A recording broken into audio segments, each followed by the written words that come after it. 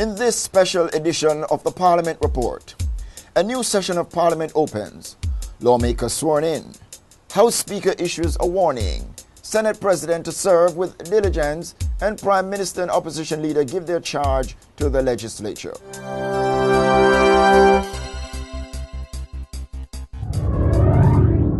A new session of Parliament opened on January 17 with a swearing in of 20 government and opposition senators. On the same day, history was created in Gordon House when, for the first time in the lower house, 63 members took the oath of allegiance, 3 more than the 60-member House of Representatives that existed in the previous Parliament. 3 new parliamentary seats have been created. They are Central St. James, represented by the People's National Party's Lloyd B. Smith, who is also the Deputy Speaker.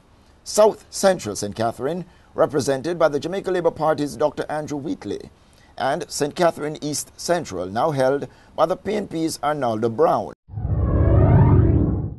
Making his first appearance as a member of the Legislature, Government Senator Reverend Stanley Redwood, who has been appointed President of the Senate, presided over the sitting of the Upper House where 20 senators took the oath of allegiance. The opposition JLP named only 7 of its 8 senators, while all 13 government senators were officially installed. Describing the newly installed senators as servant leaders, Reverend Redwood said he intended to serve in the Upper House with diligence and dedication. In carrying out his duties, the new president said he will be guided by the principles of fairness and equity. From the upper to the lower house, Michael Peart, a 5-term member of Parliament for Southern Manchester, sits in the Speaker's chair for the second time in his long political career in representational politics. Peart, who declared that indiscipline would not be tolerated, had one word for his fellow lawmakers: zero tolerance. Son of Ernest Peart, a former People's National Party MP for the then West Manchester constituency, Michael Peart served as Speaker from 2002 to 2006 during the P.J. Patterson administration, and again from 2006 to 2007, the period within which Portia Simpson Miller took the baton from Patterson as Prime Minister. She was beaten at the polls in 2007 by the Bruce Golding-led Jamaica Labour Party. However, she returned to the House triumphantly on January 17 this year, having led her party to a resounding victory over the Andrew Holness-led JLP on December 29. On the government benches, there are 42 lawmakers comprising a mix of youth and experience, 18 of which are newcomers to the House. On the opposition side, only 2 new legislators join a seasoned lineup of JLP incumbents. They are Desmond McKenzie, MP for West Kingston, and Dr. Andrew Wheatley, MP for the newly created St. Catherine South Central constituency. The youngest MP, 28-year-old medical Dr. Dayton Campbell of the ruling PNP, says he is ready to make a meaningful contribution as a legislator.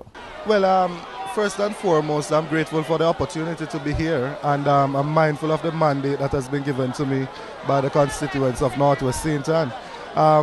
My contribution will be to protect the interests of the Jamaican people and also to contribute in areas that I may have specialized knowledge in, including the health sector and such like, but also in areas of education and such like. I want to make some serious contribution in how we approach education, the delivery of it and such like, and the students' loan facilities and such like. So I'm ready and I'm anxious to get in there and start contributing to the process. Member of Parliament for East Kingston and Port Royal, Philip Paulwell, is the leader of government business in the House, while his opposition counterpart is former House Speaker Delroy Chuck. In the Upper House, Foreign Affairs and Foreign Trade Minister A.J. Nicholson is the leader of government business, while former Information Minister Arthur Williams takes charge of the opposition business. In her presentation to a joint sitting of the bicameral legislature, Prime Minister Portia Simpson Miller said there was no place for mediocrity in the Houses of Parliament. The Prime Minister pledged that the government would work assiduously to live up to the trust that the nation had reposed in it. According to her, the rights and interests of the Jamaican people would be protected. The head of government said her administration would serve with humility and dedication to the principles of fairness, justice, and equity. She said, As parliamentarians, we must be change makers and purpose-driven leaders who focus on the interests of the people. In his comments, Opposition Leader Andrew Holness reminded his fellow lawmakers that they were elected to serve the people of Jamaica faithfully, diligently, and with pride and respect. Holness told a packed legislature that the opposition was ready to scrutinize the government's policies, legislation, and actions. He warned that the opposition would ferret out corruption and report it. This has been a special edition of the Parliament Report. So glad you could log on for our first bulletin for 2012. Until we present the next report, I'm Edmund Campbell saying, walk good.